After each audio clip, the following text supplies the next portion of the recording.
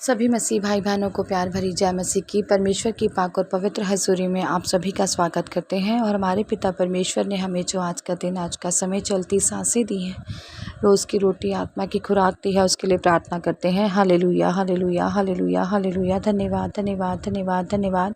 सेना के यहोवा खुदा परमेश्वर आपका धन्यवाद करते हैं। धरती आकाश के मालिक आपका धन्यवाद। आसमान आपका सिंहासन और धरती आपके पैरों की चौकी है। पिता परमेश्वर जी, आप न्यायी परमेश्वर हैं, आप दयावान दयावंत हैं, आप धरती आकाश के मालिक हैं। पिता परमेश्वर जी, सचमुच आप ही वह सर्वशक्तिमान है। पिता परमेश्वर जी, तब प्रभु यीशु मसीह ने कहा, सर्वशक्तिमान ईश्वर मैं ही हूँ, मेरी उपस्थिति में चलो सिद्ध होता जा, मैं तेरे संग वाचा बांधूंगा और तेरे वंश को अत्यंत बढ़ाऊंगा। सचमुच खुदा आप ही सर्वशक्तिमान हैं, आप ही दयालु और कृपालु हैं।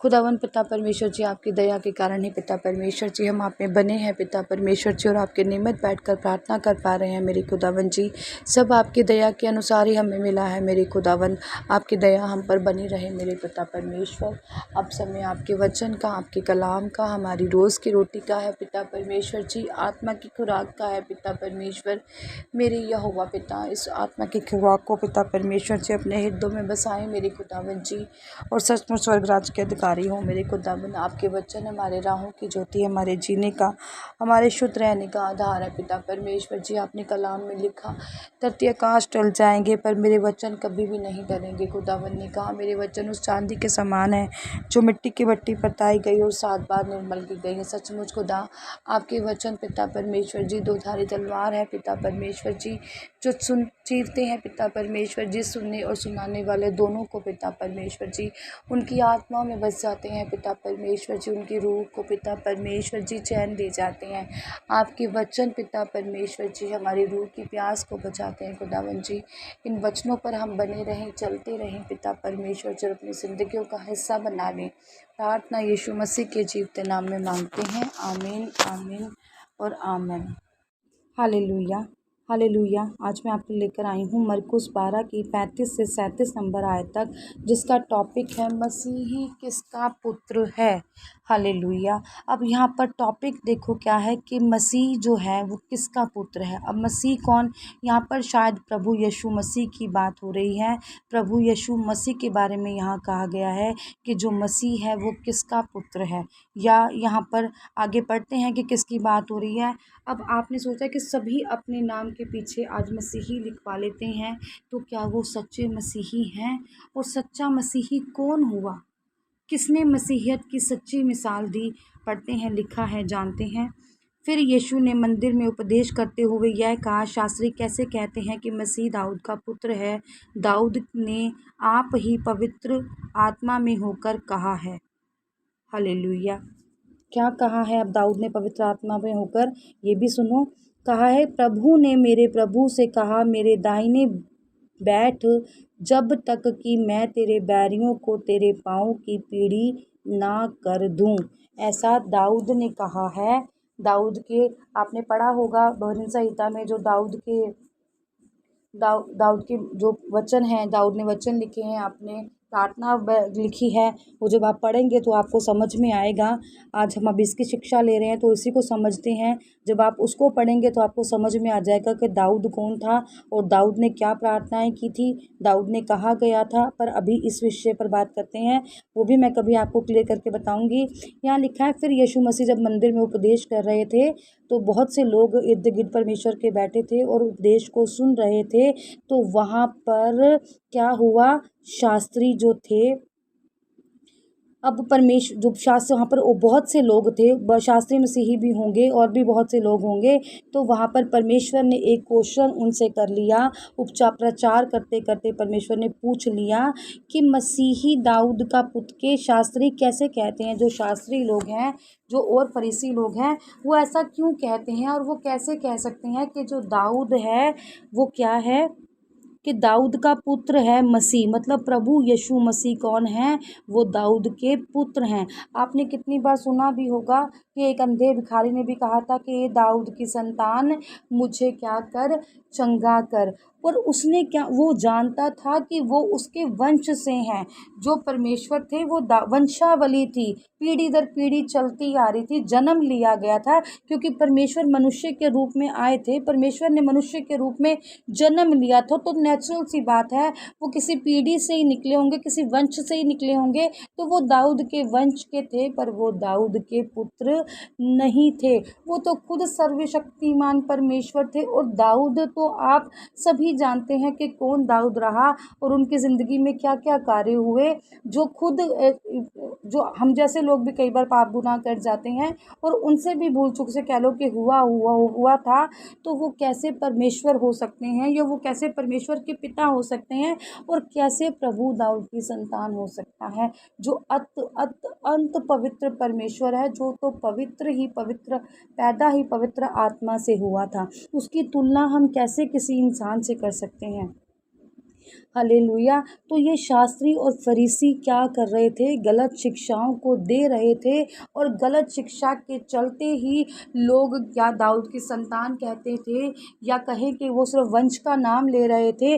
उस टाइम पर वो क्या कह रहे थे वो वही जानते हैं, पर यहाँ पर जो दी जा रही थी वो गलत शिक्षा दी जा रही थी कि प्रभु दाऊद की संतान नहीं था।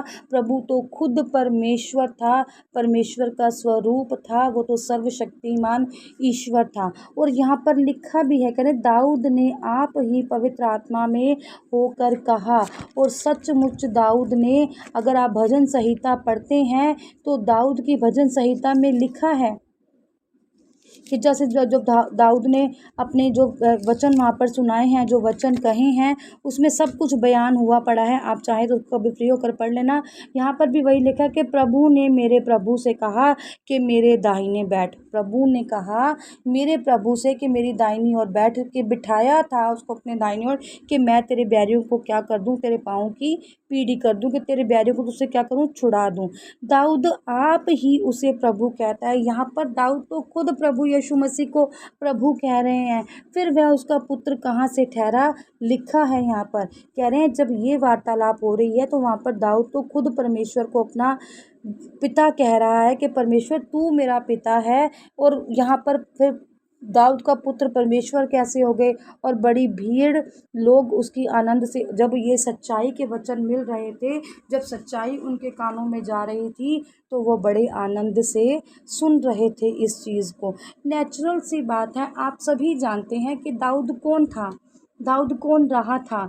कि सभी, अब जो मैंने और भी कितनी बार ये चीज़ें कही हैं कि लोगों ने ऐसे परमेश्वर से कहा था कि दाऊद की संतान हमें ठीक कर दे, दाऊद की संतान हमारे कोढ़ को शुद्ध कर दे, अंधे ला, उसने भी कहा था कि ये दाऊद की संतान मुझे आंखें दे। तो वो उसका मतलब यही था कि वो दाऊद के वंशज से थे, ना कि वो दाऊद के पिता थे, ना कि वो प्रभु परमेश्वर के पिता थे। प्रभु सर्वशक्तिमान पाक पवित्र परमेश्वर हैं। वो पाक आत्मा से जन्मे थे। यीशु मसीह की जन्म की कहानी हम सभी जानते हैं। और प्रभु परमेश्वर सर्वशक्तिमान ईश्वर है, ये भी हमें पता है। और वो पवित्र पवित्र पवित्र परमेश्वर है। वो दाऊद के वंशी जो शास्त्री थे, वो गलत शिक्षाओं पर लोगों का ध्यान लेकर जा रहे थे, क्योंकि आप सभी जानते हैं वो इतने ज्ञानवान थे, पर वो ज्ञान को सही तरीके से बांट नहीं रहे थे। वो ज्ञान को दबा कर रख रहे थे, ताकि जो प्रभु मसीह यीशु मसीह की है उन पर ताने कसी जा सकें, उन पर उल्लाहनाएँ की जा सकें। इसलिए वो क्या कर रहे थे, गलत शिक्षाएं बांट रहे थे।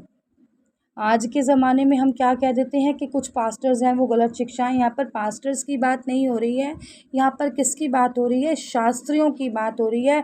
और शास्त्री याजक कौन थे, जो उस समय में थे, वो गलत शिक्षाओं को क्या कर रहे थे, फैला रहे थे। और आज के ज़माने में भी ऐसा प्रचार कोई नहीं करता कि दाऊद जो थे वो प्रभु यीशु मसीह के पिता थे, या दाऊद की संतान थे मसीही यीशु मसीह। हालेलुया। वो सर्वशक्तिमान सर्वव्यापी परमेश्वर थे, उनके जैसा ना कोई था, ना कोई हुआ और ना ही पता नहीं कोई होगा कि नहीं। इसलिए आज हमें अपने खुदा से सिर्फ परमेश्वर की कि मसीही कौन है, मसीही किसका पुत्र है, हमें इस चीज़ों पर ध्यान रखने की ज़रूरत नहीं है। वो परमेश्वर जानते हैं, वो परमेश्वर की चीज़ें हैं, उन्हें परमेश्वर तक ही सीमित रहने दो। हमें सिर्फ इन बातों पर ध्यान लगाना है कि हम परमेश्वर यीशु मसीह के बच्चे हैं और हमने उनके वचनों पर चलना है, उनके भजनों को अपने दिलों का हिस्सा बनाना है, गीत भजन गाने हैं, प्रार्थनाएं करनी है और सबका भला करना है, सबसे प्रेम करना है। हमारी जो प्रमुख आज्ञा है वो यही है कि एक दूसरे से प्रेम करो और यही हमने ज़िंदगी में अपनाना है। प्रार्थना करते हैं। हालेलुया। सर्वशक्तिमान सेना के यहोवा खुदावंद, आपका शुक्र, आपका धन्यवाद हो। आप जलाली कृपालु परमेश्वर हैं, आप ही धरती आकाश के मालिक हैं।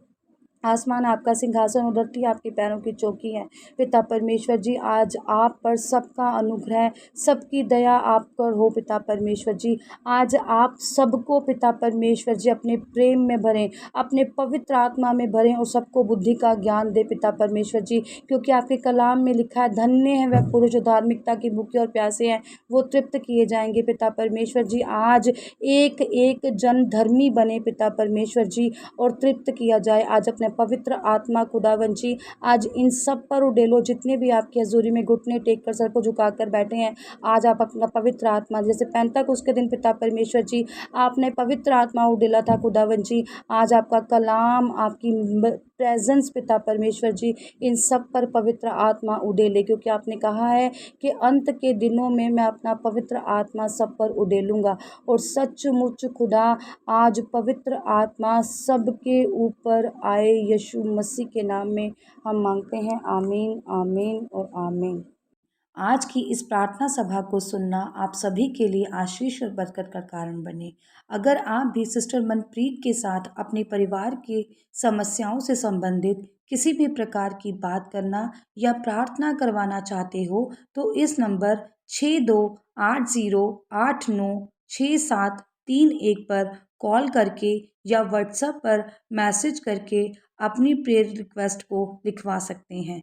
प्रेयर लाइन पर कॉल करने का समय सुबह 8 बजे से शाम 8 बजे तक का है। कृपया करके सुबह 8 बजे से पहले और शाम 8 बजे के बाद कॉल ना करें। धन्यवाद। सभी को प्यार भरी जय मसीह की।